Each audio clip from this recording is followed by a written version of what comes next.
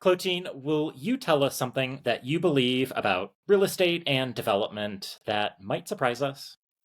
Well, I'll say, it's not entirely surprising, or maybe won't be surprising for many, but something that I think people don't really think about, and I've mentioned this to people over the years, that people get really emotionally connected to places that they don't own. It's one thing to be emotionally connected to your own home. Or, the house you grew up in, or, maybe the place where you were proposed to.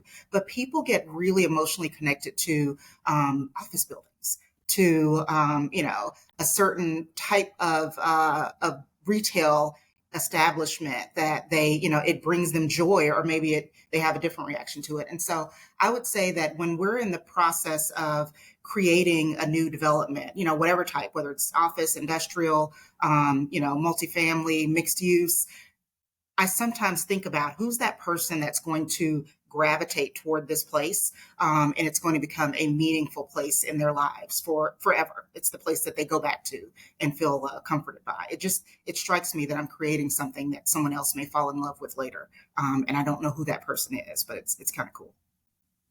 Welcome to the source of commercial real estate, where we talk to the experts in commercial real estate so you can grow your business, find a competitive advantage, and use real estate to live the life that you want. I am your host, Jonathan Hayek.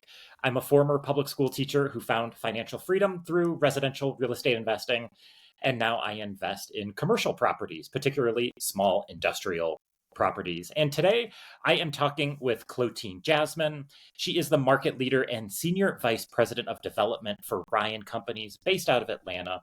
She has more than 2 decades of leadership and real estate experience. She has a ton of experience in accounting, law, corporate management, brokerage, and now development. And I am really excited to get into this conversation today. Cloteen, thank you for joining me. How are you doing? I'm doing well. Well, I'm anxious to get into your story and what you're up to. Why don't we start off with you telling us more about your background and what your work looks like today? So background wise, it's interesting. You mentioned that I am a developer and market leader here in Atlanta. If I go all the way back, a couple of 3 decades or so, I actually started out as a CPA and was not at all thinking that I would go into real estate. Actually, wasn't thinking about real estate as a profession. I was thinking about being an accountant, maybe being a business person, whatever that means, that term business person. So I got my CPA license, and immediately I went to work for one of the big, the big public accounting firms. And immediately I was put into this group that was focused on manufacturing facilities, and here in Atlanta. So there are a lot of manufacturing, places around Atlanta. A lot of companies are headquartered here that are in the manufacturing space. So we had some really big clients all over Atlanta. Well, along with manufacturing, involves distribution, warehousing. And so I spent a lot of time in those early years as an auditor and accountant in warehouses in manufacturing spaces. And then eventually shifted over into more and more real estate focused type of work. Became a real estate consultant in New York for a bit, did a lot of M&A transactions, but and then and moved back to Atlanta after I went to law school. And so I went to law school specifically in DC to be a real estate lawyer. And whether I was an accountant or a consultant or a real estate lawyer, or I've been a tenant rep broker, I've been a corporate real estate executive, regardless of what chair I was sitting in at the table at any given point over these past several decades or couple of decades. The consistent theme was commercial real estate from the very beginning. And even more specifically, I started in industrial and manufacturing, and still to this day, that is my happy place. So you're an SVP for Ryan Companies. Will you tell us, people that are unfamiliar with Ryan Companies, who they are and what you all do? Yes, we are. We do so many things. We are Ryan Companies, and there are lots of Ryans. We are headquartered in Minneapolis, Minnesota, a almost 90-year-old company. So this is a very large company we are a developer and design build general contractor. And that's not all, but wait, there's more. So we also have in-house architects, in-house civil engineers. We have property managers in-house. We have capital markets, a team that actually goes out and sources capital for our projects. And so rather than, being a developer who then hires a GC, or a GC that then hires, these different disciplines, we have them all in house. And so some of our competitors may do one or two of those things, but we provide all of those services for our projects as well as for other people's projects. Will you talk me through some of the advantages of being so vertically integrated, of having all those people in-house?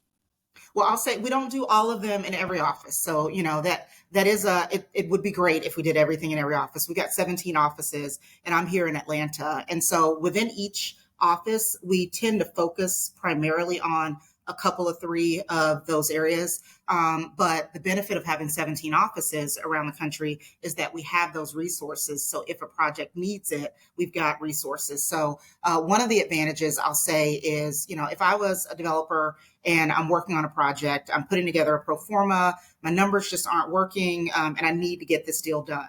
I can literally stand up and, talk to my pre-con person or talk to my construction team and say, what am I missing? What do we need to do differently? Or I can think of a specific instance where the architect drew a building and the GC, my director of construction, immediately looked at it and said, that's going to be very difficult to build. And then the property management person raised her hand and said, and it's going to be even more difficult and expensive to maintain.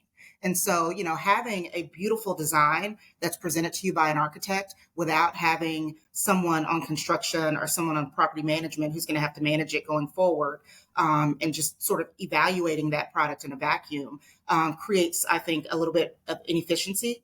Now I have to go ask the right questions. I have to find the right person. I can just flip it to my team and say, hey guys, what do you think of this? And I've got people who are going to live and breathe in that building saying, this is how difficult it's going to be to maintain that, those types of windows, or the construction team saying that's a very specialized product that will be difficult to find and might, and I'll have fewer subcontractors who are able to install it. And so it really does, we start at the end and back up all the way to the beginning. And it actually advises how we evaluate the projects, how we price the projects, what we include and exclude. And we just collaborate to make the deal work both financially, but from a sort of ongoing life cycle standpoint, how do we make this building, not be a nuisance to the occupants? It makes a ton of sense to me because, sometimes an architect may have this pie in the sky idea and come up with these grandiose plans for, whatever it is, a retail strip or an industrial property or multifamily. But they're not talking to the engineer who, might have some information about drainage in the area. And they're not talking to the GC who has intel on how difficult it is to get some supplies and materials right now. And so it seems to be a huge advantage to at least have, if not all, some of those components in house, so those people can talk to each other and collaborate. In your role at Ryan in Atlanta, what do you find yourself spending time on? What do you do there? A little bit of everything, and that's actually the best part about it. I spent a lot of years only focused on the financials, or only focused on the contracts, or only focused on, the lease. And so what I love most about being at Ryan is it's the culmination of everything that I've ever done.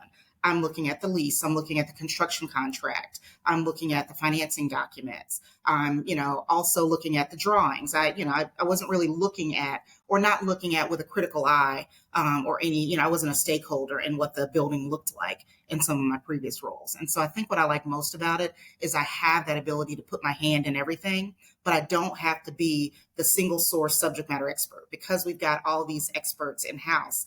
I can collaborate with and rely on our experts in house to, learn just enough to be dangerous, but enough, I would say, to make a very informed decision, that is a well-rounded decision and not be pigeonholed into the thing that I'm familiar with. I can work with people who do this every day and get advice from them. And it's just, I like that team aspect of it, that I didn't necessarily have in some of my other roles. I want to learn more about Ryan's business model and ownership structure and that sort of thing. So we've talked about construction and the pre-construction phases. I think you also mentioned leasing, and Yep. so I'm interested in how you all do you participate in the ownership of the projects that you're taking on, or are developers hiring you just to construct and they retain ownership? Can you walk me through that part? The answer is yes.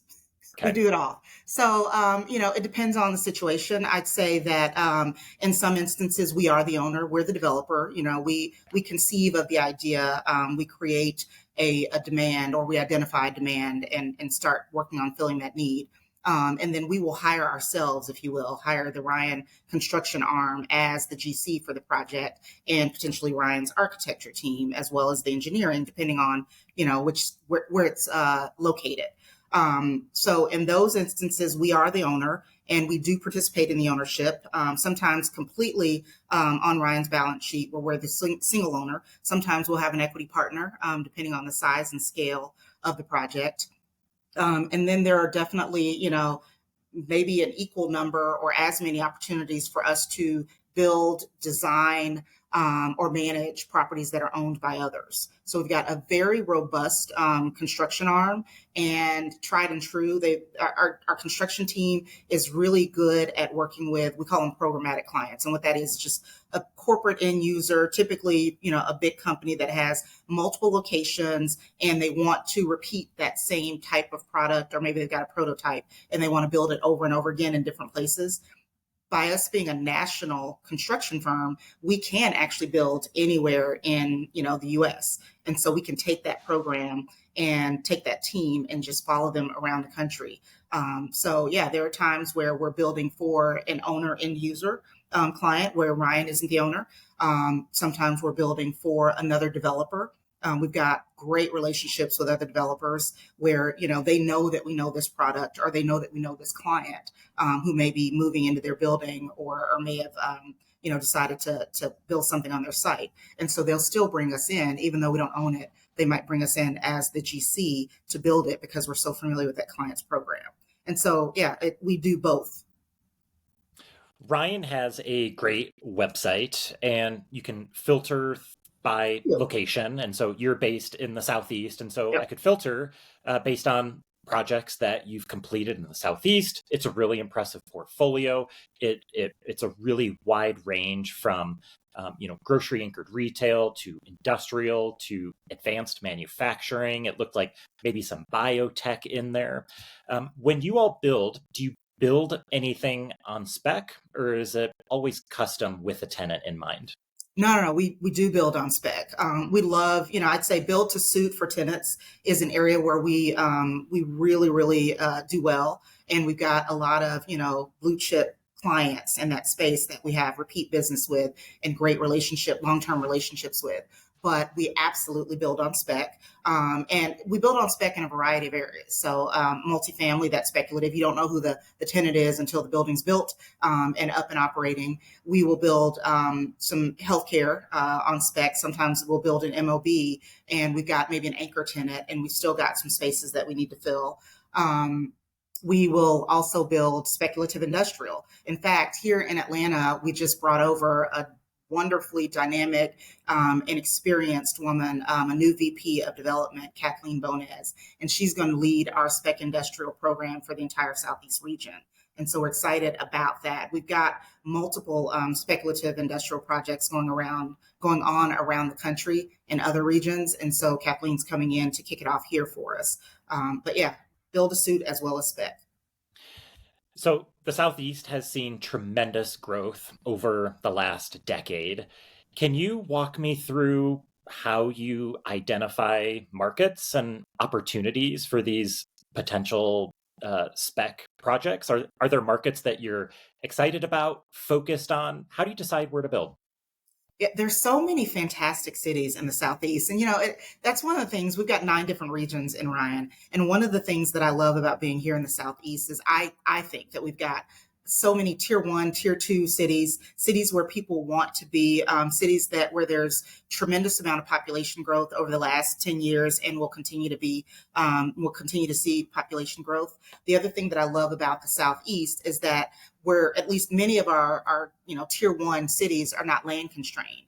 And what I mean by that is if you think of a city like a Seattle or a Chicago or an LA, they've got sort of a geographic constraint that you can only go so far in this direction and then you're in the ocean, or you're in the lake. Well, in a city like Atlanta or perhaps Orlando or Charlotte, we do have Miami, but by and large, we've got lots of cities here in the Southeast, Nashville, cities where people are moving, where the population is growing, and that population growth is going to spur a need for everything we build. We're going to need more healthcare facilities for the population growth, in particular the aging population that's moving. People continue to move to Florida.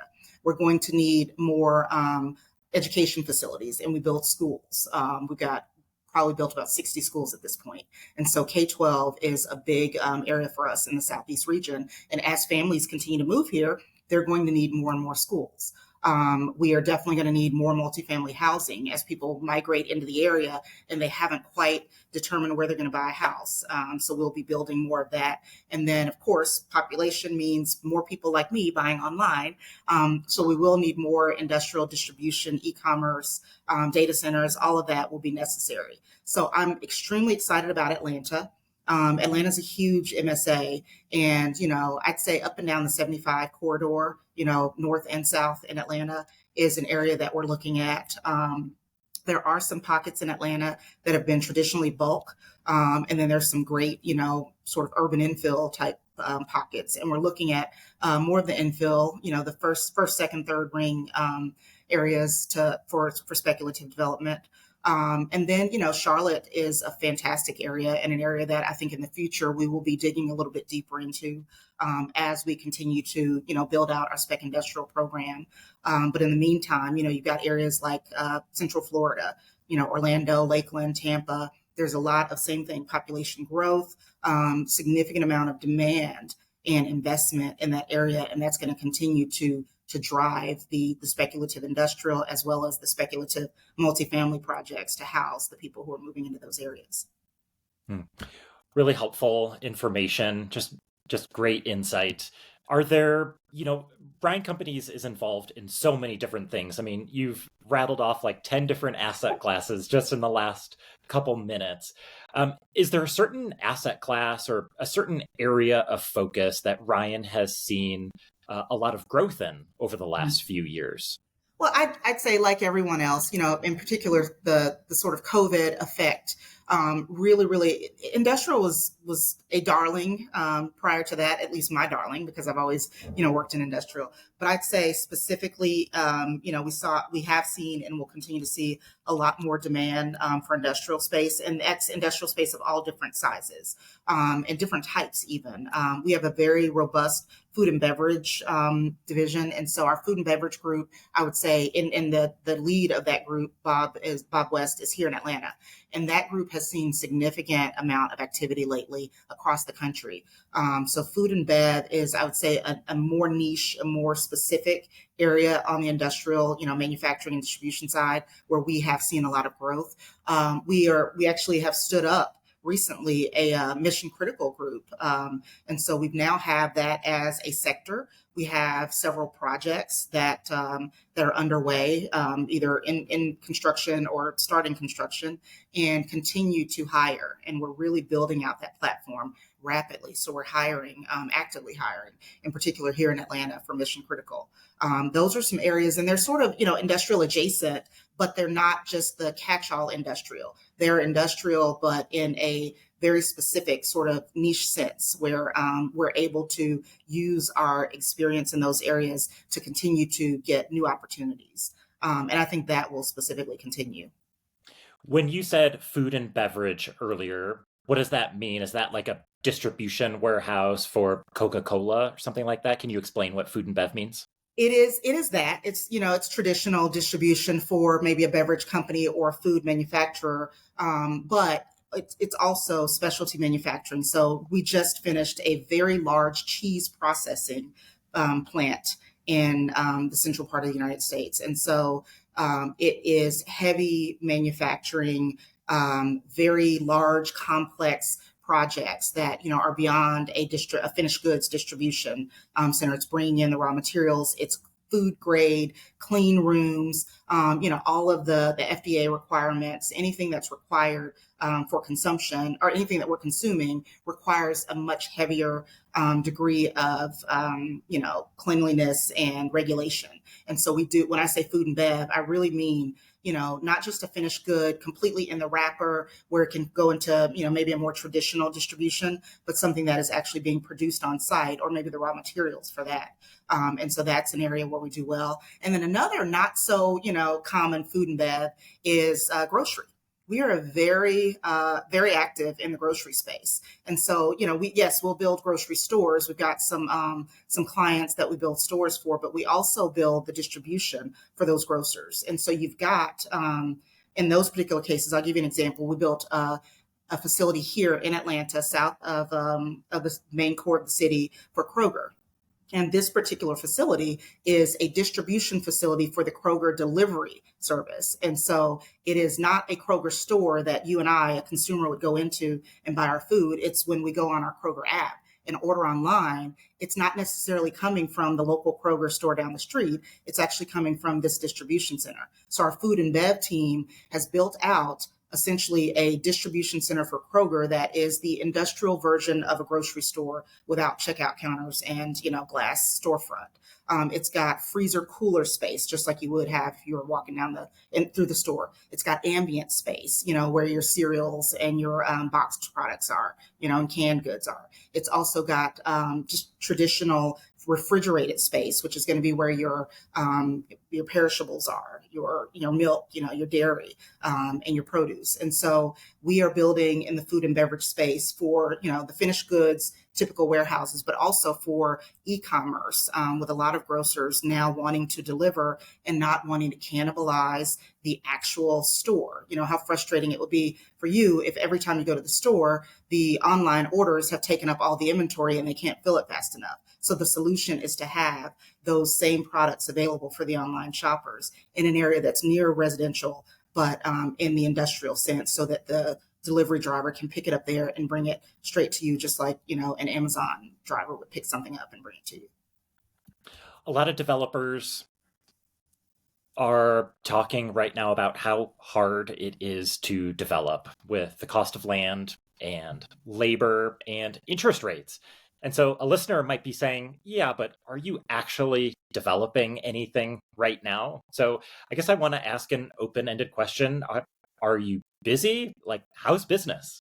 Yeah, it's definitely, I agree. It is definitely harder. I'd say in the last 24 months, it's been more difficult, to your point with interest rates. In some cases, when you do the sort of build versus buy analysis, you lean at, you're looking at buying because you don't have that development risk or entitlement risk, or, you don't have to wait for it. It's there, and maybe you're retrofitting it. So I will say development in particular, in recent months has gotten significantly harder. It just, I think, requires us to be more nimble. And so, yes, we are still developing. We just have to get creative, be more flexible. And yeah, the land costs have gone up. If we're able to find a site that maybe, it's got some hair on it and we've got to get creative. The wonderful thing about having an in-house construction team is, I can have the team look at it and tell me how practical it is to get this done. And, the costs are what they are. The construction costs are what they are. We've got to pay the subcontractors. Electrical costs are higher. Some of the raw materials are higher, and they've ebbed and flowed over the past few months or the past couple of years. But it's harder to get deals done, but it's not impossible. And I do think that what has happened is there are some people who, maybe dabbled in development, who maybe rode the wave and just said, I'm going to get in now. And there were deals being done that probably weren't prudent deals and shouldn't have been done. And those people are going to struggle more now than someone like Orion, who we've seen every single cycle that there is. And we have, in particular, with the variety of different sectors and verticals that we have the ability to ebb and flow with the economy. So if a particular sector isn't in vogue or isn't as popular or the demand goes down in one area, we have these levers that we can pull so that we can continue to produce in areas where maybe the demand has shifted. That makes a lot of sense. And, you all aren't, it sounds like you're not building single family homes or small strip centers, which are more sensitive to interest rates and household incomes and things like that. It seems like most of your projects, if not all of them, are more on the institutional level. And I wonder, I mean, I assume that's a real advantage to you because if you're working with a school district or municipalities and they need schools, they need a school regardless of what interest rates are. And, if tons of people are moving to Atlanta and Central Florida, the grocery stores need to expand. They need additional warehouse space, regardless of what interest rates are. Do you think operating on that institutional level and being so nimble and working with so many different clients, that seems like a real advantage? It is. I mean, and we've still had to get creative. I'd say we do, from an investment standpoint, we do have some fantastic institutional relationships. But even, if you look back over the past few years, even the institutional investors went pencils down. Some lenders stopped lending, especially the big banks weren't lending for a while. And the investors were being much more critical. They may only get to do a couple of deals. And so they're much more critical about the deals in which they invest. And so the story really has to be there. It really has to, you have to have done your diligence. You have to have done your homework. You have to underwrite it in a way that is thoughtful and careful, and, conservative enough that you're not sort of in over your head. And I think with the amount of experience that we've had in so many cycles, in so many markets, I mean, you look at, we're national, 17 offices, different markets, and different markets have different sort of, ups and downs, depending on where you are in the country, as well as the longevity, having, an 87-year-old company. We've seen lots of cycles in lots of markets, and we've learned a lot. And so we're able to apply those learnings and try and make the best deal we can. So while it's slowed down, it definitely hasn't stopped. And hoping to see it increase even more. And it's slow for everybody. I'm not saying slow for Ryan. It's slow for everybody, but it hasn't stopped. Deals are still getting done. There are just fewer of them because the investors and the lenders are being more selective. And I will say one of the things that we've done that I really love, as of late, even more so, is looking at alternative investors. And what I mean by that is high net worth individuals, high net worth families, family offices. So, whereas before we were primarily focused on institutional relationships, we still have those and we still value those and leverage those. But there are certainly some different types of investments that maybe a family office or a high net worth individual may be more willing to invest in, or may have a different investment profile and return criteria. And so our capital markets team does a fantastic job sort of putting together the story in a way that whoever that investor is or that lender is will appeal to them, and they know them well enough to know whether this is a type of development that they'd be interested in. And so it takes a lot of, there are a lot of moving parts and a lot of coordination, but we can get it done, I think, because of our, breadth of service lines. That leads into my next question. You've mentioned a couple times about creative ways of getting Mhm. deals done.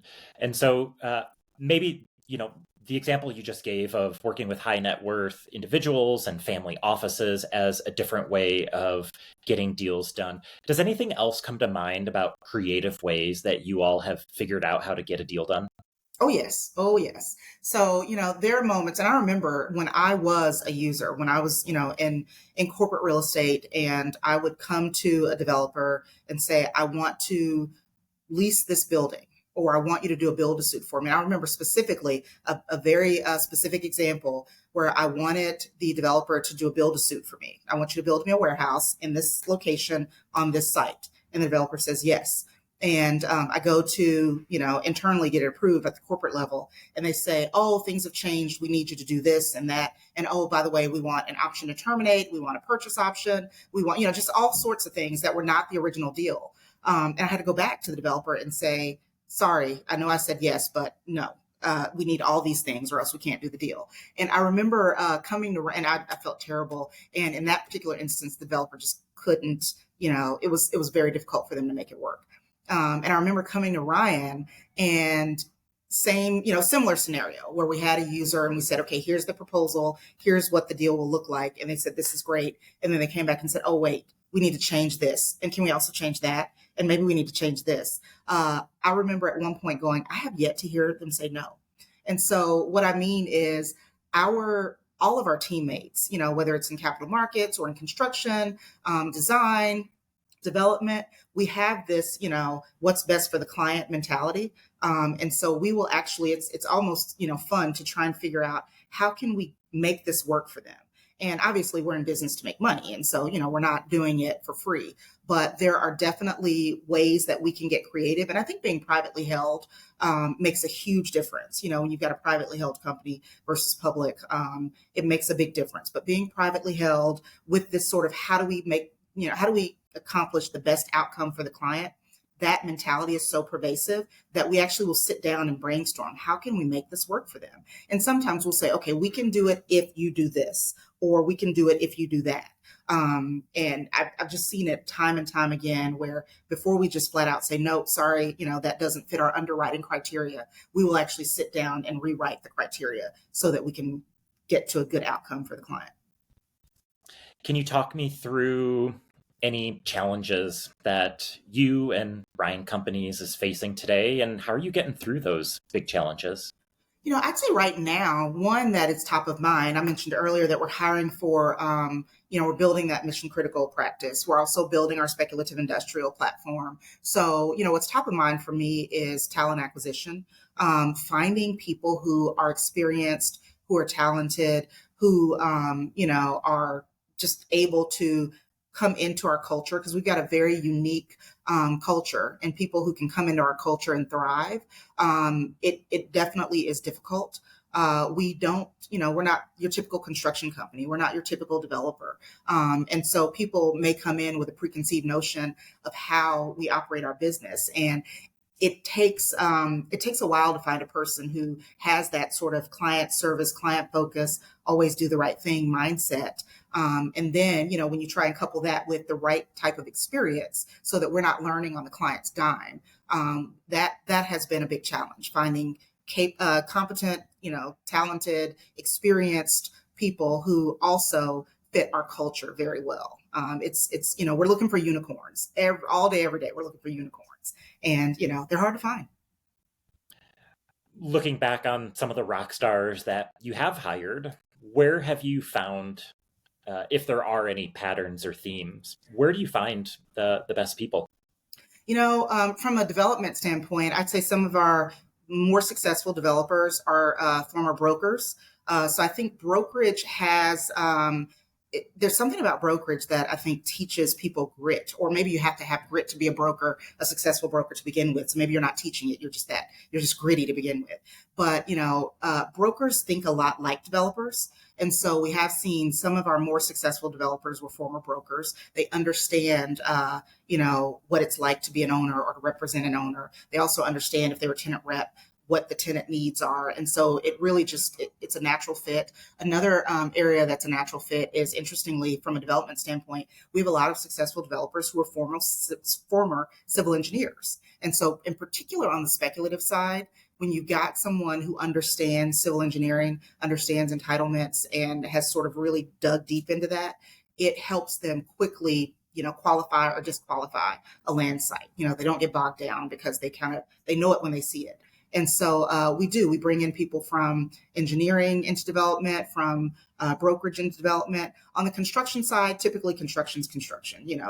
That we don't tend to get very creative in construction, but definitely some of our talented developers came from all walks of life. I mean, look at me, I'm a former lawyer. So if I can be a developer, anybody can be a developer, even a former teacher, Cloteen, especially a former teacher. I mean, you clearly have a ton of skills, and when you were talking about your background and how you had bounced around, it's not like you're bouncing around to like low-paying minimum wage jobs. I mean, you were when I see high performers often go to what's challenging.